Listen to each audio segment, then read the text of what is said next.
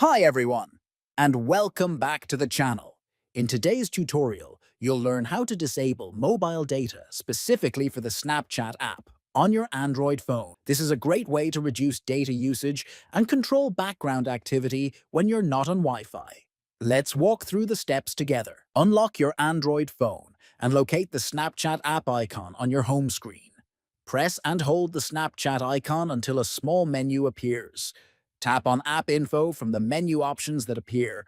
On the App Info screen, look for and tap on Data Usage Details. Now, simply turn on or toggle on the switch next to Disable Mobile Data from Stop Using Your Mobile Data. You're done. Snapchat will no longer use mobile data unless you're connected to Wi-Fi.